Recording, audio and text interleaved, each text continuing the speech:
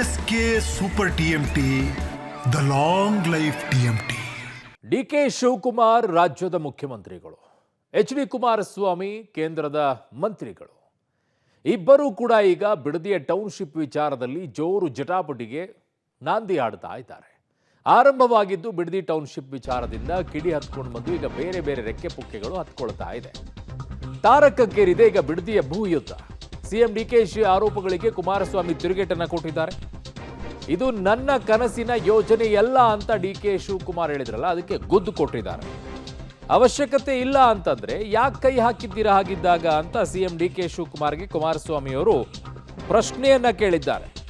ನಿಮ್ಮ ಕನಸಿನ ಯೋಜನೆ ಇದಲ್ಲ ಅನ್ನೋದಾಗಿದ್ದಿದ್ರೆ ಯಾಕೆ ಕೈ ಹಾಕಿದ್ರಿ ಅನ್ನೋ ಪ್ರಶ್ನೆಯನ್ನ ಕೇಂದ್ರ ಮಂತ್ರಿಗಳಾಗಿರುವಂತ ಕುಮಾರಸ್ವಾಮಿ ಅವರು ಕೇಳ್ತಾ ಇದ್ದಾರೆ. ಸಂದರ್ಭದಲ್ಲಿ ಏನಾಯ್ತು ಅನ್ನೋದು ಕೂಡ ನನಗೆ ಅರಿವಿದೆ. ರೈತರ ಮುಂದೆ ನಾನು ಏನೇನು ಮಾತಾಡಿದ್ದೀನಿ, ರೈತರ ಹತ್ರ ಏನೇನು ಮಾತಾಡಿದ್ದೀನಿ ಅಂತ ನಾನು ಅದನ್ನೆಲ್ಲ ವಿವರಣೆ ನಾನು ಹೇಳಕ್ಕೆ ಹೋಗುದಿಲ್ಲ. ಈಗ ತಮಗೆ ನಾನು ಹೇಳೋದಷ್ಟೇ, ನಾನೀಗಾಗಲೇ ಹೇಳಿದ್ದೇನೆ, ಇದು ನನ್ನ ಕನಸಿನ ಯೋಜನೆ ಅಲ್ಲ, ನನ್ನ ಯೋಜನೆ ಅಲ್ಲ. ಇದು ನನ್ನ ಯೋಜನೆ ಅವಶ್ಯಕತೆಯೂ ಇಲ್ಲ, ನಂದು ಅನ್ಸ್ಕೊಳ್ಳೋಕೆ ಅವಶ್ಯಕತೆಯೂ ಇಲ್ಲ. ನಾನು ಇದಕ್ಕೆ ಪಿತಾಮಹ ಆಗ್ಲಿಕ್ಕೂ ಇಷ್ಟ ಇಲ್ಲ. ನಾನು ಪಿತಾಮಹ ಅಲ್ಲ, ನನ್ನ ಕನಸಿನ ಯೋಜನೆ ಅಲ್ಲ, ನನಗೆ ಯೋಜನೆ ಅವಶ್ಯಕತೆ ಇಲ್ಲ. ಇವರಿಗೆ ಬ್ರದರ್ ಅವಶ್ಯಕತೆ ಇಲ್ಲದೆ ಇದ್ದ ಮೇಲೆ ಈ ಯೋಜನೆ ಕೈ ಯಾಕೆ ಹಾಕೊಂಡವ್ರೆ? ಇವ್ರಿಗೆ ಅವಶ್ಯಕತೆ ಇಲ್ವಂತೆ, ಮತ್ತು ಯಾರಿಗೆ ಅವಶ್ಯಕತೆ ಇದೆ? ಇದು ಡೆಲ್ಲಿಲಿ ಅವ್ರನ್ನ ಕರ್ಕೊಂಡೋಗಿ ಕೂರಿಸೋರಲ್ಲ, ಈಗ ಅವರಿದನ್ನು ಮಾಡಂತ ಹೇಳಿ ಕಳಿಸಿದ್ರು. ಅವ್ರು ಇಲ್ಲ ನಾನು ಹೇಳಿದ್ದೀನೋ.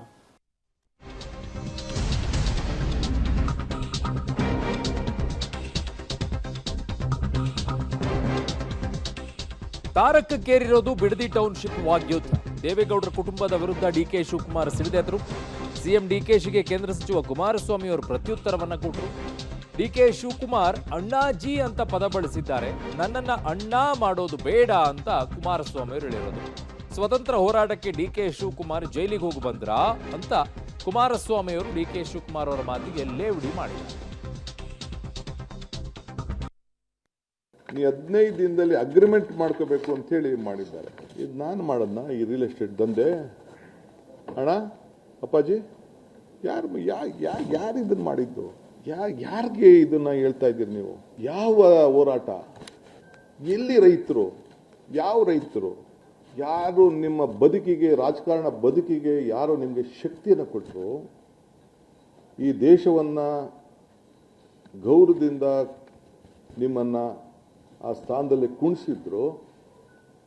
ಅವರ ಮನೆಗಳನ್ನು, ಅವರ ಬದುಕನ್ನು, ಅವರ ಆಸ್ತಿಗಳನ್ನು ಕಿತ್ಕೊಳ್ಳಿಕ್ಕೆ ನೀವು ಮಾಡಿದಂಥ ಸಂಚು ರೂಪ ಎಷ್ಟು ದಿನ ನೀವು ಮುಚ್ಚಿಡಕ್ಕಾಗ್ತದೆ? ಎಷ್ಟು ಸುಳ್ಳು ಹೇಳಲಿಕ್ಕಾಗ್ತದೆ?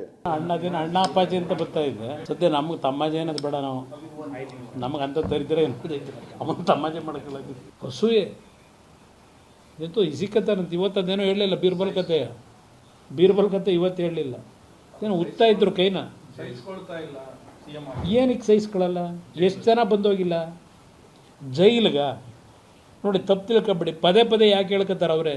ಯಾಕೆ ಅವ್ರು ಹೇಳ್ತಾವ್ರೆ ಜೈಲಿಗೆ ಜೈಲಿಗೆ ಜೈಲಿಗೆ ಅಂತ? ಹೋಗಿ ಬಂದವ್ರಂತೆ ಜೈಲಿಗೆ. ಏನು ದೊಡ್ಡ ಘನದಾರಿ ಕೆಲಸ ಮಾಡಿ ದೇಶದ ಸ್ವಾತಂತ್ರ್ಯಕ್ಕೆ ಹೋರಾಟ ಮಾಡೋದ್ರ ಜೈಲಿಗೆ?